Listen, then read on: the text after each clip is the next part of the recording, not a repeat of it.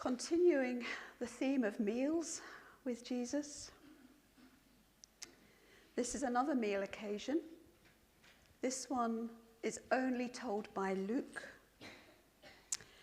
And in many ways it's similar if you were here last Thursday or you've seen it online perhaps. Similar to that story, it's another story of Jesus being anointed by a woman. But this is a different story. It's a different setting. Last week, the story happened in or near the home of Mary, Martha, and Lazarus in the area of Bethany. And if you know your geography of Israel, that's around Jerusalem. This story, is set in the context of other stories around it that are happening in Galilee. So it's not the same story, and it's a different home. Last week's story took place in the home of friends. Jesus was at home, the place he felt he could relax in, among people he knew and loved. This week he's in the home of a Pharisee, so probably not quite such a comfortable setting. So I'm going to read from Luke 7, verses 36 to 50.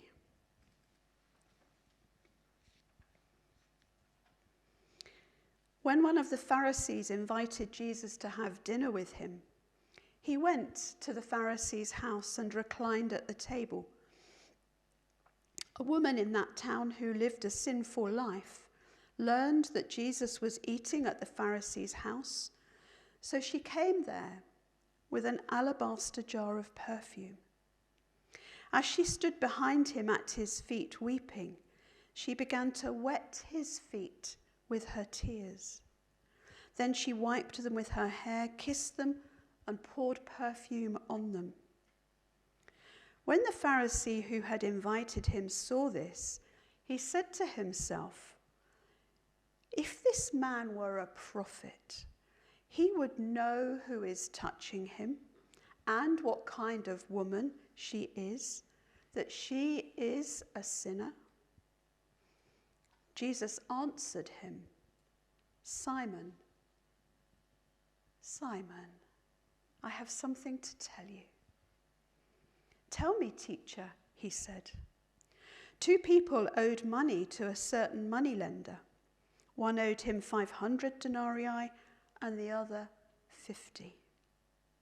Neither of them had the money to pay him back. So he forgave the debts of both. Now which one of them will love him more?" Simon replied, "I suppose the one who had the bigger debt forgiven." "You have judged correctly," Jesus said. Then he turned toward the woman and said to Simon, "Do you see this woman?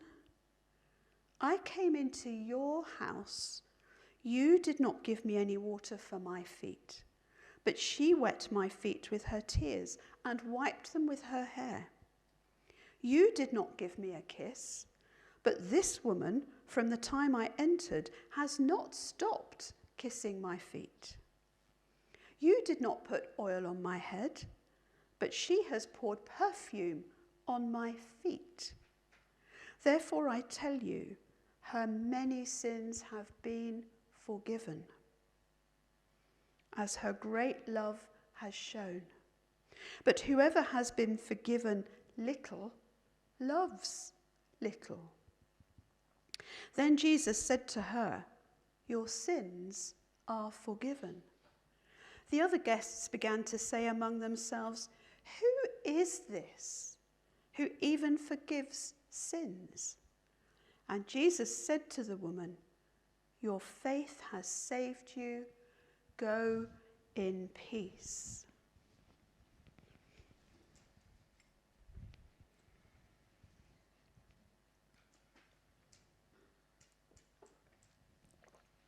Very different story to last week, isn't it?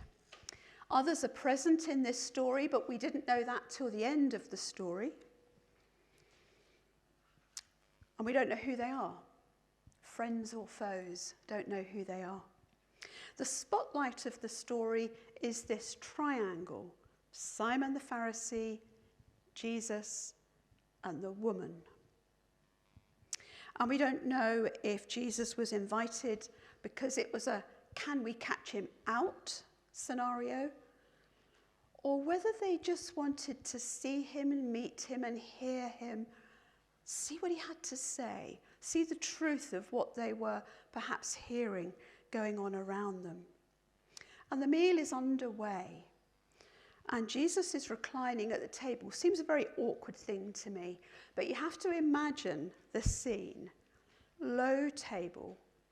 Traditionally, they reclined on their left, leaned on their left elbow somehow, I don't know, and ate with their right. So all around the table, they're kind of leaning and eating. And you have to kind of picture that, otherwise what happens next doesn't make sense, okay? I can't imagine it's very conducive to digesting your food either.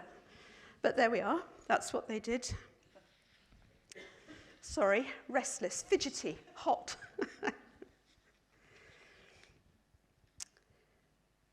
Seems awkward. Jesus is eating his dinner, conversation going on around the table, and a woman enters. We don't know her name, we don't know anything about her, we don't know where she came from, except that she lived a sinful life. And we don't even know if that lived a sinful life is in the present tense, she continues to live a sinful life, or whether she had lived a sinful life. It's not clear, we don't know. And our imaginations could run riot. What sort of sinful life did she lead? Who was she? What did she do? Whatever she did, it was blatant. Clearly, everybody knew who she was. And we don't even know if she had encountered Jesus previously. We don't know whether she heard him preaching in the streets. We don't know. We don't know if she had heard him preach and maybe been healed in some way, been convicted of her way of life. We don't know. We are only told she enters the house as they are eating. And even today, actually that would not be something that most of us would do, would it? To go in and interrupt somebody else's meal and do what she did. Even in this kind of much more liberal way of life we have today. But then, it was shocking to go in without invitation.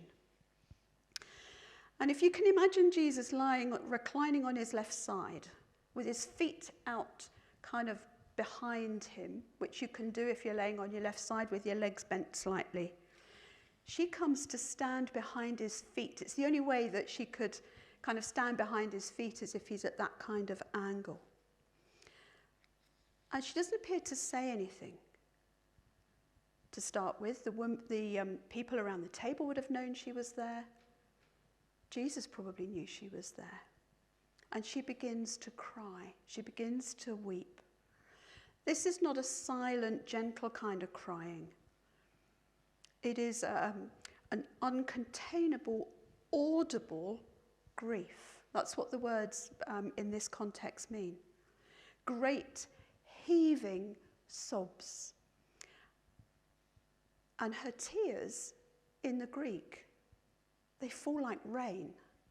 That's how much she is crying.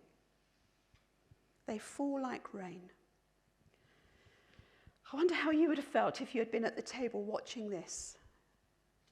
Who's going to comfort her? She's a sinful woman. Who's going to touch her? She's a sinful woman, therefore she's unclean. And her tears are raining down, and she is weeping in this heaving, sobbing kind of way. I wonder if it went through their minds, do the tears of an unclean woman make the feet of Jesus? Do they make him unclean? Can they even continue to eat the food? Somehow has she contaminated the whole thing?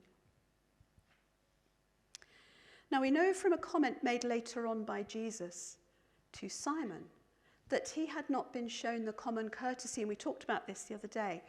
It's online if you want to, I think it'll be online. Anyway, about washing his feet and the courtesy of the day. This did not happen for Jesus that day. So his feet would have been dusty. Now they're messy. Can you imagine the mess? Her tears on dusty feet. Water and dust make mud, don't they? So his feet would have been quite messy. She sees the mess. And she unwraps her hair. She releases the scarf that she would have had around her head. That's another offensive thing that she does. That would be an exposure only seen by a husband. Extraordinarily intimate, shockingly intimate, and maybe for some, offensively intimate. And she dries them with her hair, which she unties and lets loose. Again, hugely intimate. And then she makes things worse, because she, having cleaned his feet from the dust and the tears, she begins to kiss them. Not just a gentle, neat, little polite kiss, but passionately and fervently. And then she fulfills her intention for coming there in the first place. She's brought oil with her, and now she does what she had intended to do. She anoints his feet. Not his head, but his feet. Maybe that's all she feels that she can do. We looked the other day at the washing of the feet done by the lowest of the low in the household. Maybe that's how she feels, unworthy as she feels, is all she can touch. Not worthy. And we looked last week at the oil and the cost of the oil and the sacrifice of the oil. That is online if you want to pursue that further. When Mary anointed the feet of Jesus that we looked at last week, that was an act of devotion. And Jesus saw it as a preparation for his burial. This is not the same. This is not that kind of anointing at all. This seems to be devotion, yes, but gratitude. It also seems to me to be something of a situation where someone has suddenly recognized who they are and how much they need Jesus. And it's almost like it's their confession. So while all this is going on, we have Simon and the other diners, unnamed, unknown, however many there were, watching. And we have insight into Simon's thoughts because Luke shares them with us. This man, he thinks, says to himself quietly, muttering under his breath, if he were a prophet, he would know who she is. And the implication is, and he would stop it, and he would send her away, and he would have nothing more to do with her because she is unclean. The implication is that Jesus would judge her for it and not permit it. And in thinking that, he judges Jesus, as well as her, of course. And I was very amused when I was looking up some of these words in the Greek to see what their meanings were, that in thinking it, he laid the argument to rest. Case closed. He now knew who Jesus was, and his thoughts, no, nothing else to be said. Full stop. You can almost hear the full stop, can't you? And I love the fact that then Jesus does the very thing that Simon has dismissed him. If this man knew he was a prophet, he would judge the woman. Jesus proves that he knows he is a prophet because he proves that he knows what Simon thought. And he responds to what Simon thought. Simon, he says, I have something to say to you.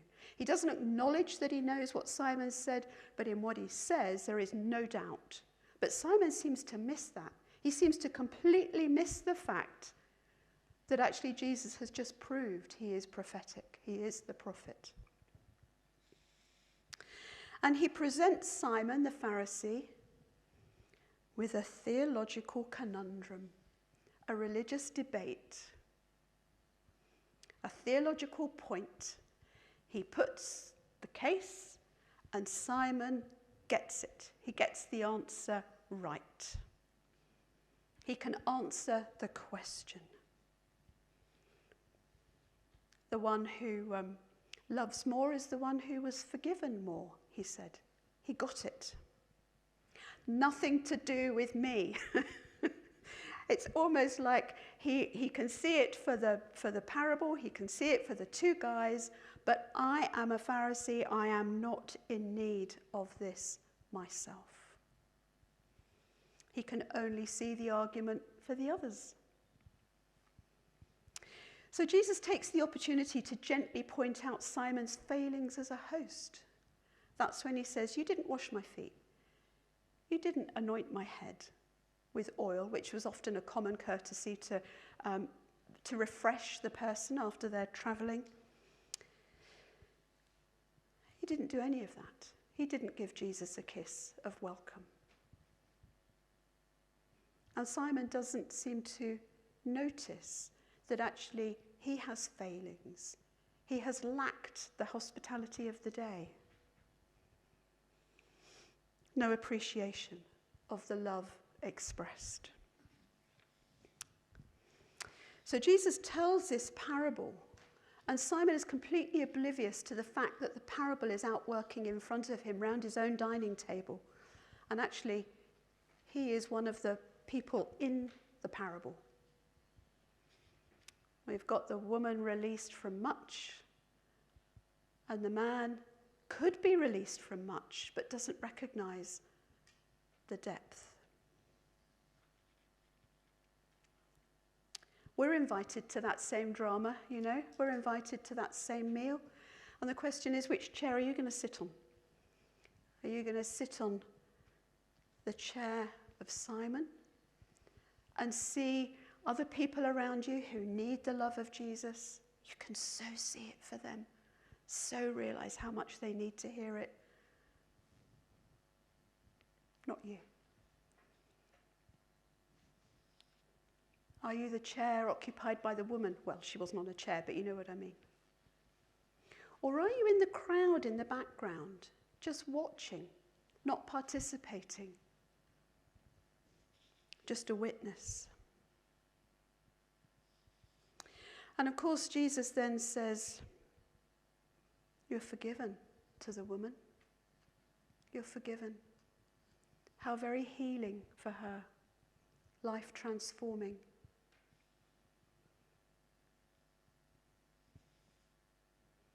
And then he says, your faith has saved you. Go in peace.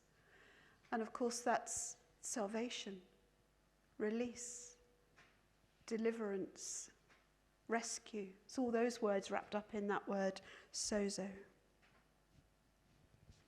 She has been set free in every possible way.